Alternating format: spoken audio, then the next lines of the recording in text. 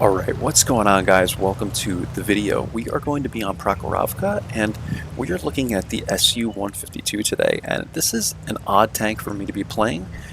You know, I normally play mobile tanks. Even if they are TDs, they're usually mobile tanks, and this is just kind of a slow, big-hitting TD. It's not something that I'm used to, but I can, you know, make it work.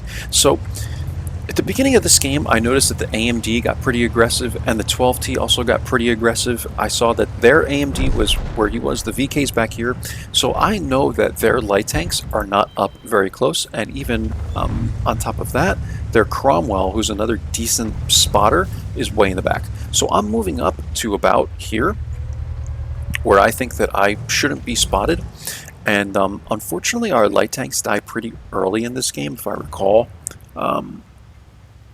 And another thing I also looked at is this VK had a 44 WN8, so I think he's a bot or something like that. Maybe this RD2. Like, even if someone has a few hundred WN8, like that's completely normal. But when you have under 100 WN8, usually these people are like, they're either bots or their internet connection is just so bad, or they play like on a laptop, or I don't know, man.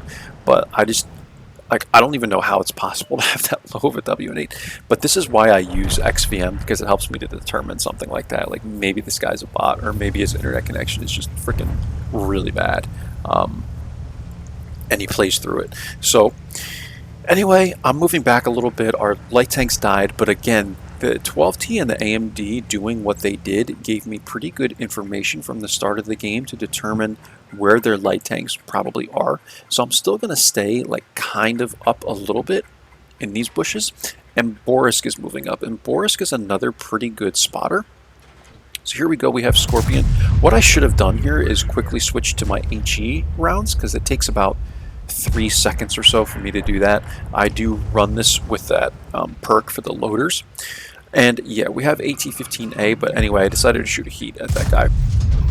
I shoot heat at the AT-15A, not a penetration, and I'm not surprised by this. Tiger is pushing down here, and this tank, I would like to note before I talk any further on it, guys, is not a vehicle you want to play if you're trying to save coin. I missed that shot on the Borisk. I should have moved a little bit more to the left, but with these, you know, turretless TDs, it's kind of difficult to make these quick, like, you know, changes in your, what do you call it? Changes in your aim. I take a shot there on the Tiger. We're getting hit. I think I'm dead at this point, but luckily I'm able to pull down, you know, below this, whatever you want to call it, ridge or whatever, and I'm not getting hit anymore. So that was pretty amazing. There's one RD, and I'm surprised, actually there's two RDs. I'm surprised these guys haven't taken shots at me. But in any case, there we go. Oh, taking shots at someone else. But in any case, I didn't die here. The one RD tries to hit me there, and yeah, we're good, guys. That Borisk or whatever it was made a very, very aggressive play behind us, and he's dead. But this is not a tank you want to play if you're trying to save coin or make a coin, guys. I'm not sure if I got that out before this stuff happened, because you have to shoot a lot of heat shells. We're able to clean up the Borisk there, and yeah, like, this tank is just one of those tanks, man, that is very, very powerful in the right situations. It basically, to me, feels like a T95, but a tier 7. And I don't mean that in terms of the armor, obviously, but it's a flank stopper. That's what I call the T95. I played that tank a lot on my old account, and it's a flank stopper, right? Because people know how powerful your gun is, that they don't want to press. And if they do press, even if they have 700 HP left, they're going to get one-shotted, right? Like, it's incredible, like, how powerful these tanks can be when you have the distance, like on a map like this, to be able to take care of them before they get too close to you, and you have someone else to spot for you as well. Because this thing, the view range is not, actually the view range could be okay if you ran optics or binocs, but you can't. Like, you have to set this thing up for accuracy and DPM, I would say. Like, I run rammer on it because it's such a long reload that the longer the reload, right, the more rammer is effective, because it's 10%. So if you have like a 30-second reload compared to like a 5-second reload, it would impact the 30-second reload a lot more. So I run rammer on it. I feel like you have to run rammer on this thing. And I also run the improved aiming And then I think I run vents. Like, I run everything I can to assist the aiming and all that of this vehicle. So here we are. The AT-15A is probably pushing up a little bit more. It's tough to pen this thing with the accuracy of this gun, but I'm doing my best. We got a couple shots into the Tiger there, and yeah, I mean, this is looking pretty good. We're at 3,700 W&8. We're at 3,200, 3,300 damage, whatever that is, and that's where this tank is just really good. Like, you only need to get a couple shots off to have a good performance in this tank, you know, at tier 7. So again, it really is a flank stopper. You have to stay hidden in this tank. It has no armor, but this thing is a freaking monster when people are pushing in like this. It is a flank stopper. That is how you guys have to use this thing. Trust me. Don't try and get too aggressive with it. I'm waiting for this guy to come up. I'm waiting for the right shot, right? I don't want to miss it because I know once I shoot, I'm spotted. This gun is huge, so my concealment is completely like 0% basically whenever I take a shot. And here this guy is. He's coming up. I'm still looking for the right shot, and I get it there. So he was trying to use, I guess, the dead tank there or something to push himself up. I don't know, maybe something like that. Because I noticed the silhouette was a little weird, but we're able to get that shot into this guy, and we weren't even spotted because I went solid bush, which is still incredible with how bad the concealment is on this thing. When you fire it, it's like 0% basically whenever you take a shot. So we're at 3,700 damage, guys, and this is a good game, man. It's 9-9, and I love these kinds of games on proc. I wish I was in a light tank because it's a lot easier to play light tanks on maps like this. I mean, TDs are really fun too, but you're in more of a game carrying vehicle if you play a light tank on a map like this, right? So yeah, 9-9, and yeah, I mean, look at the W&8 guys. Like, we've hit what, 1, 2, 3, 4, 6. We've hit 6 shots. Only 6 shots we've hit. Luckily, they've been pretty full damage shots. In other words, like when we cleaned up the AT-8, that wasn't a full damage shot. It was like 560 though, but over 5,000 W&8, and we hit only 6 shots. So can you imagine if you're in an even longer game and you hit more? Like, imagine hitting 10 full damage shots in this thing. Like, that would just be an insane performance, right, by statistics. So E25 is shooting at this Hellcat that comes up.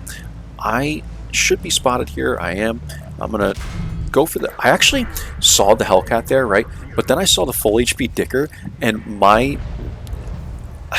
in my mind, I'm like, a full HP Dicker, I want the full HP Dicker, right? This is just the way you play this vehicle, man. You get really greedy because you know you have 700 damage per shot, so you get really freaking greedy, man. And yeah, now I'm looking for the sticker, man, and I think I do get this shot into him here. We're reloading, and we're able to get that shot for 331. I'll take it, and we're at 4K damage. So yeah, try not to be greedy in this vehicle like me, guys. You know, like the Hellcat was right there. I could have shot him. But luckily, the E25 has insane DPM and, you know, reload time, so he was able to just clean that guy up real quick for me. But, yeah, I think we got pretty lucky in this game, though. Like, the first time I got spotted, I probably should have been dead. But, yeah, we were able to make it work, so. Alright, so this is pretty much the end of the game, guys. At this point, I know that I think we might get one shot into an Arty, but we never see the T-34-3. No, we don't even get a shot into the Arty. So I come all the way up. My guys are capping the base. I'm kind of just trying to support them, and that ends up being the game. So I'll come back to this for a snapshot. Yeah, it's not a good image. So we'll take a look at the end plates now, and I will come back to get a thumbnail. But yeah, to end talking about this vehicle, guys, to kind of close out on my thoughts on it. You have to play the thing like a flank stopper. What you have to do is play it like a T95 and call out to your... I mean, well, not always like a T95, because sometimes in a T95 you can go into like cities and stuff like that and smack people. Don't do that in this vehicle. Don't play it like that. But what I mean is be a flank stopper. You know, you pick a flank or even stay very close to the base, and when your team starts to lose one side of the map, go to that side of the map immediately, or call out to your team and say, come back to me if you this is what I always did in the T95. Even at the start of the game, I would say, if you guys are running into trouble and you're being overwhelmed, come back. Just come back to me. Like, because that's what I'm here for. I do 700 damage per shot, 750 in the T95, and you can literally change in just a matter of a couple shots.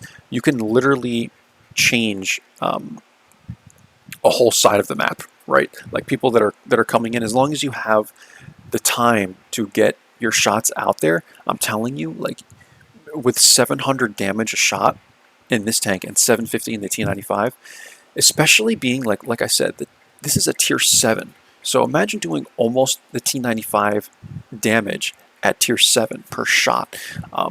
And you are just a flank stopper. So you can literally change the course of a battle, like with just a few well-placed shots is what I'm saying. So hopefully you guys understand that. But play it like that, you know. Be defensive and, you know, stay alive and go to the side of the map that you think is going to have the most enemies and call out to your team, look, I'm right here. Come back to me if you need help. I can't emphasize that enough, guys. That's how you need to play this vehicle. High caliber, 4,000 damage. Yeah, 2 kills. We were like 3rd by experience, and looks like we were top by damage. Definitely top by damage, yeah. Insane. And we lost 36k because we shot all the heats, but that's what you can expect in this tank. Over the course of 15 battles, I'm averaging 1483 damage, 73% win rate, and yeah, we fired 11 shots in this game, and 11-minute game, that's actually pretty average for proc. So we had some fun. I do run this thing with improved aiming, rammer, vents, and vent purge, and this is getting me almost 3,000 DPM, though I think this looks at the HE, maybe? HE shells.